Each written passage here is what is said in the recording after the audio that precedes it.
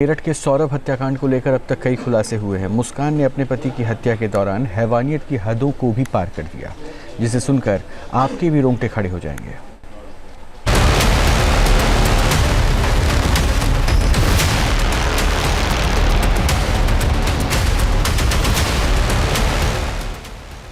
प्यार, धोखा और कत्ल के पीछे मुस्कान की खौफनाक और फुल प्रूफ प्लानिंग।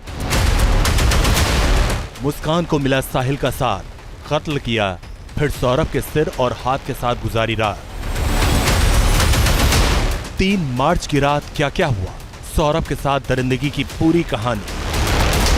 अपनी नापाक मोहब्बत की राह में रोड़े बने सौरभ को हटाने के लिए मुस्कान ने पिछले साल नवंबर में ही फुल प्रूफ प्लान बना लिया था। मुस्कान और साहिल चाहते थे कि अगर सौरभ को उनके रास्ते से हटा दिया जाए तो दोनों बाकी की जिंदगी आराम से गुजारेंगे। सौरभ की हत्या को अंजाम तक पहुंचाने के लिए मुस्कान ने इसकी तैयारी नवंबर से ही करना शुरू कर दिया था। दरअसल मुस्कान ने अपने कुछ दोस्तों से पूछा कि पूजा की सामग्री को कहां पर दबाया जाता है।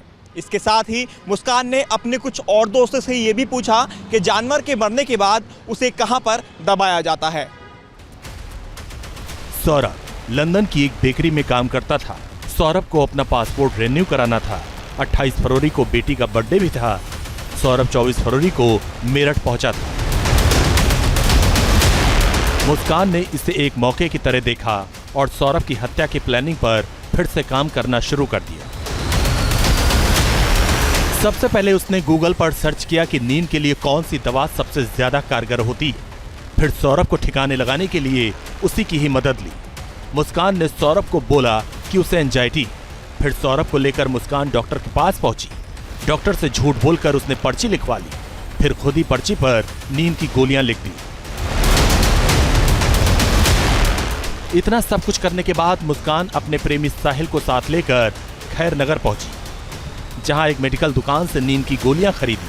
घर लौटने के बाद मुस्कान ने मर्डर वेपन खरीदने की प्लानिंग शुरू कर दी। इसमें उसने अपने प्रेमी साहिल को भी शामिल किया। मुस्कान और साहिल शारदा रोड पहुंचे। एक चिकन दुकान से 800 रुपए के 2 चाकू खरीदे। मुस्कान ने 300 रुपए में एक उस्तरा भी खरीदा। शारदा रोड की ही एक दुकान से पॉली बैग खरीदे गए। 10 किलो ब्लीचिंग पाउडर भी एक दुकान से खरीदे। मुस्कान को इंतजार था उस मौके का जब वो घर में अकेले रहे। 25 फरवरी की रात मुस्कान ने सौरभ की हत्या करने की पहली कोशिश की। उसने शराब में नींद की गोलियां मिला दी, लेकिन सौरभ ने तबीयत खराब होने की बात कहकर शराब नहीं पी और वो बच गया। 3 मार्च 2025 को सौरभ अपनी मां के हाथ के बने हुए लौकी के कोफ्ते लेकर अपने घर पहुंचा और मुस्कान को गर्म करने के लिए दे दिए। इस बात का फायदा उठाते हुए मुस्कान ने जब कोफ्तों को गर्म किया तो उसी में नशीली गोलियां मिला दी, जिसके बाद डिनर करने के दौरान सौरभ खाना खाकर बेसुध हो गया। जिसके बाद मुस्कान ने साहिल को फोन कर घर पर बुला लिया। साहिल जब मुस्कान के घर पहुंचा तो सौरभ बेहोशी की हालत में था। वो किचन में गया, वहां से 2 चाकू उठाकर लाया, जिसे मुस्कान ने चिकन की दुकान से खरीदा था। साहिल ने मुस्कान से कहा, सौरभ को अब तुम्हें ही खत्म करना होगा। सौरभ का वध तुम ही करोगी, मैं नहीं। ये एक अच्छा काम है और एक नई जिंदगी की शुरुआत है। ये काम तुम्हारे ही हाथों से होना चाहिए। साहिल का इतना कहना था और मुस्कान तैयार हो गई। इसके बाद साहिल ने मुस्कान को बताया कि चाकू कैसे पकड़ना है, उससे कैसे सौरभ के शरीर पर वार करना है। करीब 20 मिनट तक पूरी तैयारी के बाद दोनों बेडरूम में पहुंचे, जहां सौरभ बेहोशी की हालत में सोया हुआ था। बेड के पास ही बैठकर साहिल और मुस्कान नशे की हालत में आते ही मुस्कान ने चाकू से वार करना शुरू कर दिया। मुस्कान ने पहला वार सौरभ के दिल के पास किया। मुस्कान के चाकू वाले हाथ पर साहिल ने अपना हाथ रखा। फिर दोनों ने मिलकर ताबड़तोड़ वार करने शुरू कर दिए। बेहोश होने की वजह से सौरभ चीख भी नहीं पाया। जब दोनों को लगा कि सौरभ की मौत हो चुकी है, तब मुस्कान ने सौरभ के पैर और साहिल ने सौरभ के हाथ पकड़े और उसे उठाकर बाथरूम में लेकर गए। साहिल ने सौरभ के शव को 4 टुकड़ों में काट दिया। फिर उन टुकड़ों को पॉली बैग में पैक कर दिया। उन्होंने मिलकर बेडरूम और बाथरूम की सफाई की। रात 3 बजे के आसपास साहिल ने धड़ और पैर वाला बैग बेड के बॉक्स के अंदर छिपा दिया। फिर सिर और हाथ के टुकड़ों वाला बैग लेकर मुस्कान के साथ अपने घर चला गया, जो कि सौरभ के घर से महज 800 मीटर की दूरी पर था।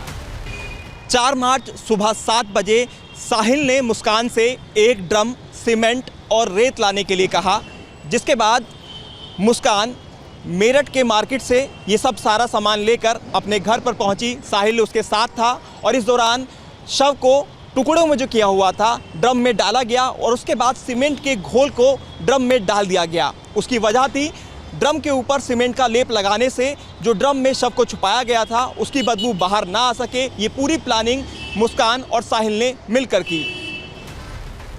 सौरभ के शव को ठिकाने लगाने के बाद मुस्कान और साहिल हिमाचल प्रदेश के लिए निकल गए। मुस्कान ने अपनी बेटी को पहले से ही अपनी मां के पास पहुंचा दिया था। शिमला में दोनों ने होटल और कैब पर 54,000 रुपए खर्च किए। 13 दिनों तक दोनों अलग अलग होटल में रहे। मंदिर में जाकर एक दूसरे को वरमाला पहनाई।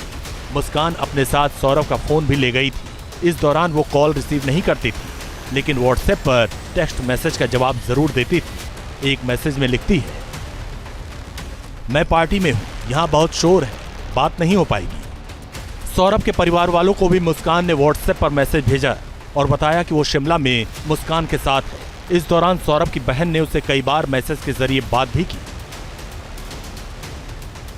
6 मार्च को सौरभ की बहन चिंकी ने पूछा, वो कहां है? सौरभ के मोबाइल पर मुस्कान ने जवाब दिया, मैं बाहर हूं, होली के बाद आऊंगा। 8 मार्च को चिंकी ने फिर मैसेज किया, वो अपनी बेटी को अपने साथ क्यों नहीं ले गया? उधर से जवाब आया, वहां का तापमान -10 डिग्री सेल्सियस है, यहां आती तो बीमार हो जाती। 13 मार्च को चिंकी के मोबाइल पर होलिका दहन का शुभकामना संदेश मिला। 15 मार्च को चिंकी ने पूछा कि सौरभ तुम कब लौटोगे? जवाब मिला कि उसने एक पार्टी की योजना बनाई है, पता नहीं वो कब तक लौट पाएगा। 16 मार्च को चिंकी ने सौरभ से बात करने के लिए व्हाट्सएप कॉल किया, कॉल का कोई जवाब नहीं मिला। 17 मार्च को फिर चिंकी ने कॉल किया, लेकिन कोई जवाब नहीं मिला। 17 मार्च को ही सौरभ के परिवार वालों को शक हो गया और उन्होंने पुलिस में शिकायत दर्ज कराई। उधर 17 मार्च को ही मुस्कान और साहिल मेरठ लौट आए। अगले दिन मुस्कान अपनी मां के घर पहुंच गई। मुस्कान की मां ने पूछा कि सौरभ कहां है। इस पर मुस्कान ने बताया कि सौरभ को उसके घर वालों ने मार दिया, लेकिन मुस्कान की मां को अपनी बेटी पर शक हुआ। उन्होंने सख्ती से पूछताछ की तो मुस्कान ने सारा सच उगल दिया। इसके बाद मुस्कान ने इसकी जानकारी अपने पिता को दी। पिता ने यह जानकारी ब्रह्मपुरी थाने की पुलिस को दी। 18 मार्च को पुलिस ने मुस्कान और साहिल को गिरफ्तार कर लिया और उनकी निशानदेही पर ड्रम से शव के टुकड़े को बरामद कर लिया। मेरठ से हिमांशु शर्मा के साथ team news nation. News nation अब व्हाट्सएप पर खबरों के ताजा अपडेट के लिए न्यूज नेशन के इस QR कोड को स्कैन करें।